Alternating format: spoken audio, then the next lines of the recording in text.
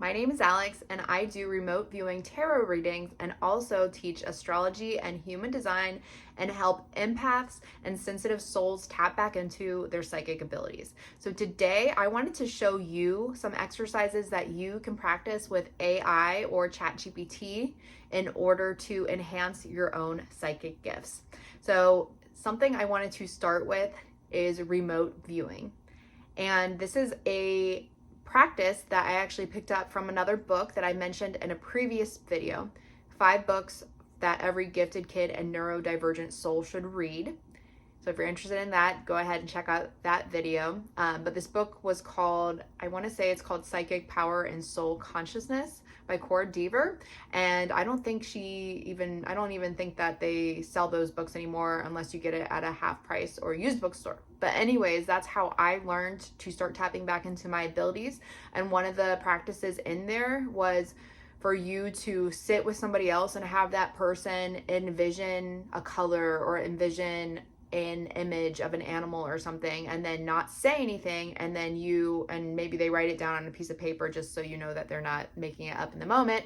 But you're supposed to sit across from that person and just try to use psychic impressions to see what they're visualizing in their mind, or what the target is, or the target, or the thing that they're having you envision. But if you don't have somebody to practice with, that is how AI can be a tool to act as that person would. So remote viewing is similar to that exercise, but in remote viewing you have a target. And I'm not trying to teach you how to traditionally remote view. This is more of something you can do in your personal time to expand your psychic senses, or to help you get accurate impressions about people, places, and things, whether you're remotely viewing a target or you're just interacting with people in your everyday life. This will teach you how to trust your psychic impressions. So I think remote viewing, the way they do it in, I guess, CIA and all the other programs and teaching institutes, etc., is more like you get a target in an envelope. You're not supposed to have any knowledge or information about the target. You're sitting in a different room. You set a timer. You write something on a piece of paper, and then you draw or you record all of your impressions.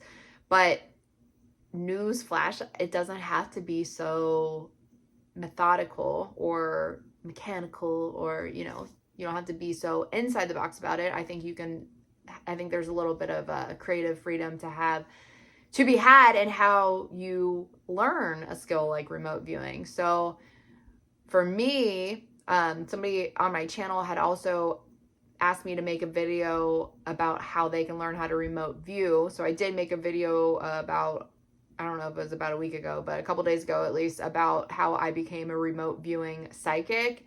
So it's how I taught myself how to remote view by accident. So if you've watched that video, you might have heard me talk about how my experience with remote viewing has been interesting. I don't always see the exact target that I'm remote viewing. It's more like psychic impressions, and I'll have things pop up with people I'm reading for, like blocks that they might have, over or underactive chakras. I might see a spirit animal. Sometimes I am led to a word I'm supposed to Google, and then it takes me to a website that has a message for that person. So it can show you a lot of different things when you're remote viewing. But to get back to the exercise that you can use to practice with Chat GPT, I'm just going to give you an example of what my remote viewing session with Chat GPT looked like. I told Chat GPT that I wanted to practice remote viewing. Can you please think of a target for me, but don't reveal it until I ask you to. So my cue for them to reveal the target was to say, reveal it. So my first target that I was asked to remote view was a red canoe in the middle of a lake. And I saw a picture of, I don't know if it was Bombay, India, but it seemed like some kind of sacred temple in India, and it looked like it was there's like a lot of white. It was very peaceful, and I believe it was surrounded by water. And then I saw a picture of Italy, the coast of Italy, kind of like this isolated mountain town looking out to the water. And then I saw the movie Eat, Pray, Love, and a scene from that movie when she was in the temple. And just the whole concept of that movie was about her going off on her own to find herself and find her power after she got, I think it was after she got divorced. So did I see a red canoe literally? No, but I picked up on the essence of the red canoe in the middle of the lake. It was still, it was quiet, it was peaceful. That's why I was shown water, or multiple images of water, and why I was shown a sacred temple, and then also the book, which symbolized an inner journey of peace. The second item, or the second target I was asked to remote view with Chat GBT was a grandfather clock that was ticking. I saw black and a black cube, and I started to pick up on some kind of futuristic tech. And then I saw the black cube of Saturn. And then I saw a lady with blunt bangs, with the curled bangs. It looked like it was like that 50s style of haircut, or maybe it was the 60s, but then it started to morph into a person from the 80s doing like a retro dance. So I was picking up on elements of the future and the past, and then another period in time. And Saturn in astrology is father time, literally father time. So while I did not see a literal grandfather clock, I got all of the essence of what that clock does and what that clock is. The clock tells time and talks about different time periods. So I was shown different time periods, and I was shown Saturn, the literal representation of time. So that's how one of the ways that your subconscious and your intuition can speak to you. It's going to send you symbols that you and only you might know how to interpret. So those are the only two exercises I practice with Chat GBT, but just to show you an example of what might happen if you were to use a person. So when I do remote viewing tarot readings with my clients, I never quite know what to expect, and it always shows up different things with different people. Again, sometimes it's something literal. Like this one example, when I sat down to remote view a client, I heard the name Elizabeth, and I told her, I heard the name Elizabeth, is that relevant to you? And she's like, oh, I'm at an appointment now with somebody named Elizabeth. And then another time I saw orange and I saw birds, and my client was like, oh, she sent me a picture of a coloring book, and the picture was birds on a tree branch with an orange hanging from the tree branch, and then she had only colored in the orange with an orange marker. So I saw a literal representation of what she was doing. And then another time I was remote viewing, this wasn't during a reading, but this was just another example of how remote viewing can work even when we're not trying to do an official remote viewing session. One of my friends he forgot where he parked. So he said, hey, I forgot where I parked, so I might be a little late. And then something inside me just said, look for something red. So I told him, I said, look for something red. And then he texted me back a couple minutes later, like, holy crap, dude, I followed a lady in a red dress, and then I was parked next to a red car.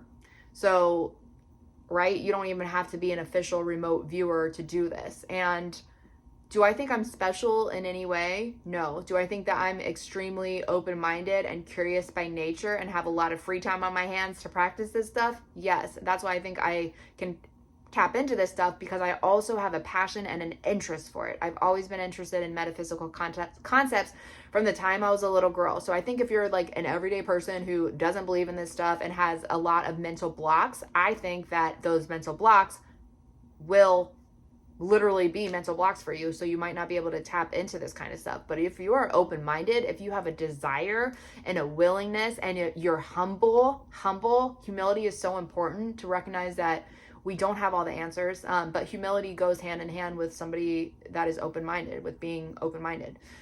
Because when you're open-minded, you are humble to the fact that you don't know everything. Like, you're open to new beliefs and you're open to learning, and then having this attitude of take what you like and leave the rest.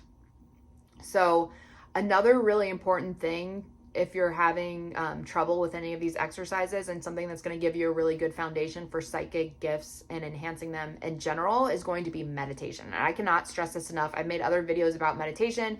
I believe I made a video about gratitude, and I'm pretty sure I talked about brainwaves and meditation in that video. That's a much older video from, I don't know if that was from a year ago, but it's from a little while ago. So you might have to scroll down if you are interested in that video. But meditation is so important. It's something that is a skill that you grow exponentially. So the benefits of meditation grow exponentially is what I meant to say. So in other words, when you first start, you may not notice the benefits right away, but if you stay consistent in your practice, even if you're only doing 5 minutes a day, 10 minutes a day, it's going to go like zoop. And then one day you're going to be Buddha and an advanced meditator, like, wow, how did I get here? But I feel like meditation is often overlooked by people. People make a million bazillion excuses about why they can't meditate. They often give up because their mind won't quiet. They often give up because they don't have enough time in the day. They're too busy. They've got too many responsibilities. But meditation is literally the one thing that will change your life more than anything, because meditation slows down momentum and slows down the momentum of your anxiety, which you're probably feeling. So if you're already in an anxious state and you're already like, I'm too busy to meditate, that's basically a state of anxiety. So you're literally like almost shooting yourself in the foot by not making time to meditate, because meditation can be the thing that helps you breathe and helps you feel less busy and helps your life feel a little more manageable. So anyways, if you are a person that struggles with meditation and quieting your mind, I was like that too. And most people who start from scratch and don't have any experience prior meditating are probably going to come across that, especially if you're a high anxiety individual. But I want to say, if you're a high anxiety individual, anxiety is a sign of intelligence. I'm saying that because that's very important. So if you have high anxiety, you are likely very intelligent, and you can likely become a master that was a Freudian slip. You can become a master manifester and a master meditator. And often what makes you a master manifester or co-creator of your life is becoming a master meditator. Because meditation clears your mind. Meditation teaches you how to observe your thoughts and disconnect from the voice that we over-identify with. How many times have you over-identified with your anxiety and made excuses about why you couldn't do X, Y, or Z, why you couldn't pursue your passions and goals and dreams because you're too busy, you're too anxious, you're too stressed, you can't add anything else to your plate. That's your anxiety talking. And then oftentimes when we take action from a place of that anxiety, we manifest more anxiety, because it's the law of attraction, but also because your consciousness is in a limited perspective when you're hanging out and operating in anxiety. And I've made other videos not entirely talking about the emotional scale, but I just made one where I think I'm releasing that one tomorrow. But I made a video about talking about the emotional scale, because it's so important. Because if you think about emotions in general, and when you feel fear, shame, guilt, you feel small. You want to hide. You don't want to be around anyone. You just feel small and you contract. When you feel joy, faith, optimism, hope, love, you expand. You want to go share that joy with other people. You're jumping out of your skin. You feel so big. You're so impassioned that you just have to get out and share that. So think of that in terms of consciousness. Like, your consciousness is either expanding or contracting, so you only have access to a limited number of thoughts that are like around here. But then when you expand in joy and your emotions, then the orbit around you, the orbit of thoughts that exist in the quantum field, are now open to you. So now the actions that you are inspired to take, when they come from a place of peace and positive expectation and joy and happiness, you're going to have much more results. And I feel like I'm such a spinning example of that, especially in some of the work I'm doing now with my YouTube channel, and how I struggled for like 3 years to even get past 29 views or 13 views in some cases.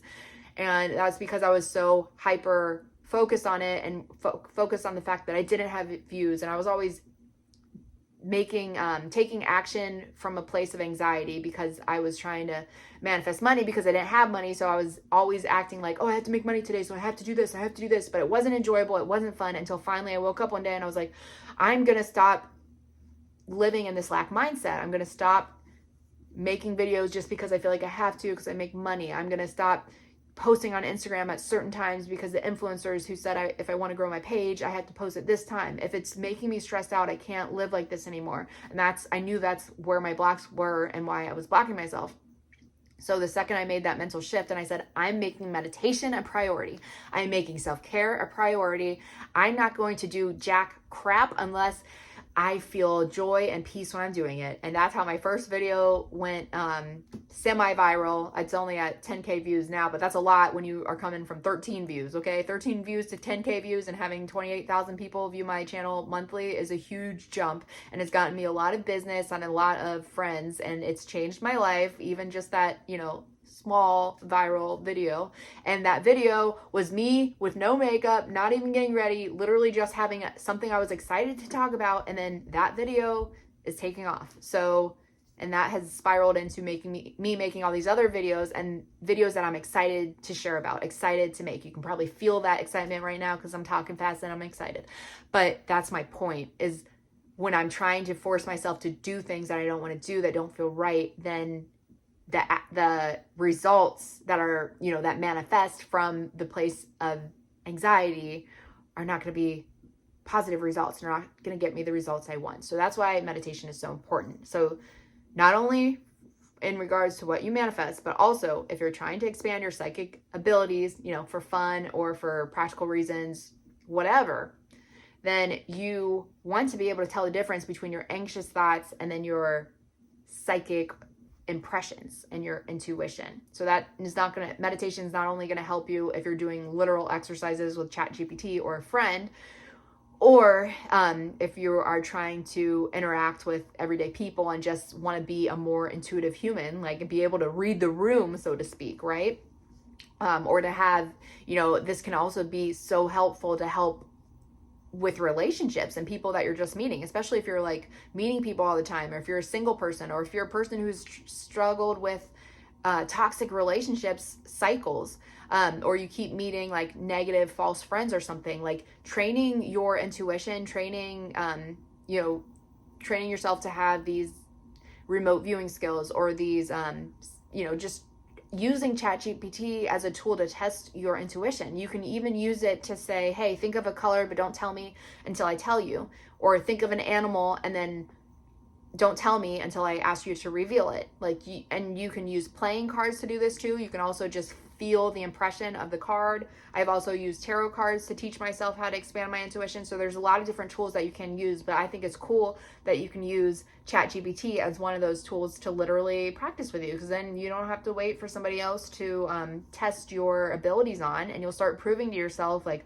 wow, my intuition is actually pretty spot on. And if it's not, like if I keep practicing, if I keep training my mind through meditation, then eventually I'm going to get to this point where I can trust those intuitive inklings and those intuitive impressions much more. Therefore, I'm going to build my intuition and my discernment through practices like that. So if you have anything else to add to the comments for how people can learn how to trust their discernment, trust their intuition, expand their intuition, etc., let us know. Let us know your experience, if you've ever tried remote viewing, or if you do it professionally or non-professionally, and what you think about this video. And thanks for watching, and I'll see you guys in the next video.